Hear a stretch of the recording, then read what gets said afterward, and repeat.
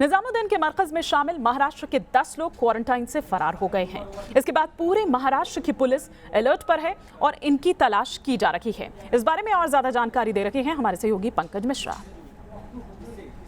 दिल्ली निजामुद्दीन के मरकज में शामिल 10 लोग जिन्हें महाराष्ट्र के शिरूर के एक मस्जिद में क्वारंटीन किया गया था, ये 10 लोग 1 अप्रैल की शाम से फरार हैं, जिसके बाद पूरे महाराष्ट्र की पुलिस अलर्ट है।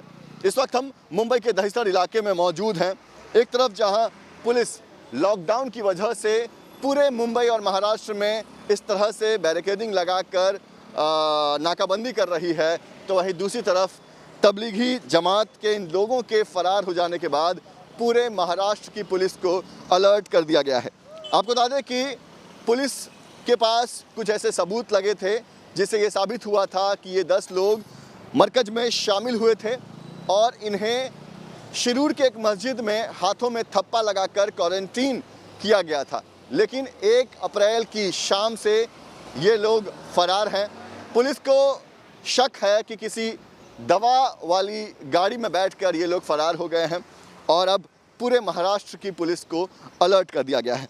आपको बता दें कि महाराष्ट्र में कोरोना पॉजिटिव मरीजों की संख्या लगातार बढ़ती जा रही है। अब तक ये आंकड़ा 490 को पार कर चुका है। मरने वालों की संख्या भी करीब 26 हो चुकी है।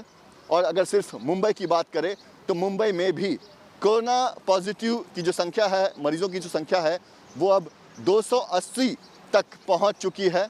ऐसे में तबलीगी जमात के इन लोगों का फरार होना ये महाराष्ट्र सरकार के लिए, महाराष्ट्र की पुलिस के लिए एक बहुत बड़ी चिंता की बात है। लिहाजा पूरे महाराष्ट्र की पुलिस अलर्ट है ताकि जल्द से जल्द इन 10 लोगों को ढूंढा जा सके।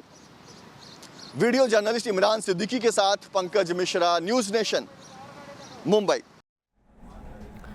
तो बड़ी अजीब सी ये बात है कि लॉकडाउन होने के बावजूद ये लोग भाग जाते हैं। 10 लोग जमात के ये लोग जो भाग जाते हैं और लॉकडाउन के बावजूद कैसे ये भाग गए, ये सवाल खड़ा होता है। लेकिन चिंता उन आम लोगों की भी बढ़ा रहा है जो अपने घरों में इस वक्त बैठे हैं कि आखिर कहाँ वो गए होंगे, किस तरह से किन किन लोगों से इस दौरान वो मिल रहे होंगे। और बात अगर करें उनके मौलाना साद की, तो मौलाना साद अभी तक फरार है, उसका कोई पता नहीं है। ऑडियो जो है वो लगातार सामने आ रही है, अपील हो रही है, जबकि चीफ ऑफ इमाम ने ये कहा था कि भाई आप जहाँ भी छिपे हैं आप सामने आइए, क्योंकि इससे एक गलत संदेश जा रहा है। इसी पर और विस्तार से हम जानकारी लेंगे। सैयद आमिर हमारे सहयोगी इस वक्त हमारे साथ जुड़ चुके हैं। इनके अलावा पंकज मिश्रा हमारे साथ मुंबई से जुड़े हुए हैं। बेंगलुरु का भी हम रुख करेंगे, हमारे साथ यासिर मुश्ताक भी हैं। लेकिन सबसे पहले सैयद आमिर, आपसे मैं ये समझना चाहूंगी कि कहां है आखिर मौलाना साद? देखिए, चीफ इमाम ने साफ तौर पे कहा है कि अगर आप अगर गलत नहीं है तो आपको सामने आना चाहिए, पुलिस से छुपने की कोई जरूरत नहीं है। हालांकि वहां से तमाम ऐसे मैसेजेस, वीडियो मैसेजेस उनके तरफ से भेजे जा रहे हैं जिसमें वो कह रहे हैं कि हमने कोई भी गलती नहीं की है, हमने तमाम कागजात, तमाम चीजें दी थी। लेकिन सवाल खड़ा ये होता है कि आखिर जांच से छिपे क्यों हुए?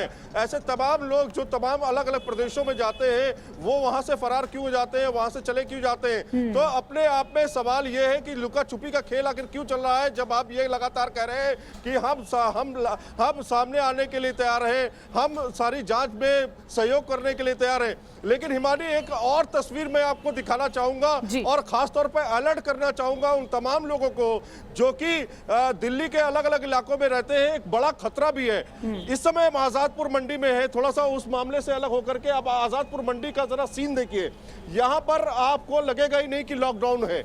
यहाँ पर लोग आम दिनों की तरीके से, जितना हम पहले भी आते रहे यहाँ पे, जो आम दिनों की तस्वीरें रहती हैं उसी तरह की तस्वीरें यहाँ पे आपको देखने को मिल रही है।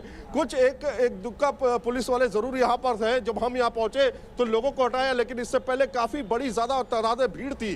तो यहाँ पर अगर आता है, कोई ऐसा पॉजिटिव केस आता है और वो अंदर जाता है, तो आप सोचिए क्या हालत होगी यहाँ की। तो अपने आप में सजग रहने की जरूरत है। लगातार न्यूज़ नेशन दिखा रही है ऐसी तस्वीरें चाहिए ताकि प्रशासन भी मुस्तैद रहे। और जो निजामुद्दीन में हुआ, मरकज में जो हुआ, उसने अपने आप में बड़े सवाल इसलिए खड़े कर दिए हैं कि प्रधानमंत्री लगातार अपील ये कर रहे हैं कि आप अपने घर में रहिए, आप जहां से आए वहां चले जाइए ताकि सेफ रहिए। और सुरक्षा सबसे बड़ी है इस समय, चूंकि ये किसी धर्म को नहीं जानता, किसी भी मजहब को नहीं जानता, ये सिर्फ ऐसा वायरस है जो आपकी जान लेने के लिए आमादा है। इसलिए सभी को ये सचेत रहना चाहिए कि वो सुरक्षित रहे, सेफ रहे। और इस तरह की तस्वीरें भी, ये आजादपुर मंडी की तस्वीरें भी काफी ज्यादा खौफनाक है। अगर यहाँ पर सुरक्षा व्यवस्था नहीं बरती गई तो यहाँ पर भी कुछ दिक्कतें हो सकती हैं। जी बिल्कुल, लेकिन मुझे ये समझ नहीं आ रहा है कि इतना होने के बावजूद भी क्यों आखिर जो लोग इस तरह से बाहर निकल रहे हैं, पालन नहीं कर रहे हैं, या अपनी जान को खतरे में ना लेकर सिर्फ अपनी जान नहीं बल्कि बाकियों को भी खतरा वो दे रहे हैं, क्यों आखिर इसकी गंभीरता को नहीं समझ रहे हैं? हम इस वक्त रुक करना चाहेंगे पंकज मिश्रा का। पंकज, 10 जमाती फरार हो जाते हैं, कानों कान खबर तक नहीं लगती, और ये भी तब जब लॉकडाउन है, पूरी तरफ से हर चीज बंद है, नाकेबंदी है, बावजूद उसके कैसे फरार हो जाते हैं?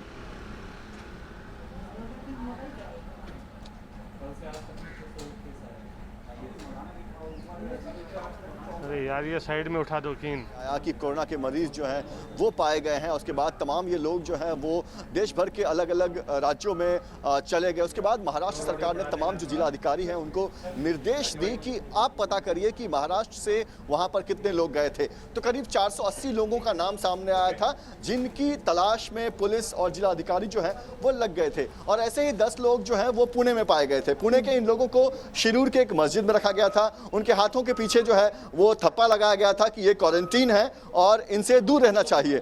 लेकिन 1 अप्रैल की शाम से ये लोग गायब हो गए। शुरुआत में जो प्रशासन है उन्होंने इस मामले को छुपाने की कोशिश की। उनको लगा कि शायद वो इन्हें ढूंढने में कामयाब हो जाएंगे, लेकिन जैसे ही ये बात हाथ से आगे निकल गई उसके बाद ये बात मीडिया के माध्यम से सामने आई। प्रशासन को इस बात को मानना पड़ा कि उनसे गलती हुई है और ये लोग जो हैं वो अब फरार हो चुके हैं। ऐसे में महाराष्ट्र पुलिस को अलर्ट कर दिया गया है। बताया यह भी जा रहा है कि किसी मेडिकल वैन में या किसी दवाई की गाड़ी में बैठकर ये लोग फरार हुए हैं, क्योंकि दवाइयों की गाड़ी को पुलिस कहीं नहीं रोक रही है, तो दवाइयों की गाड़ी में बैठकर ये फरार हो सकते हैं।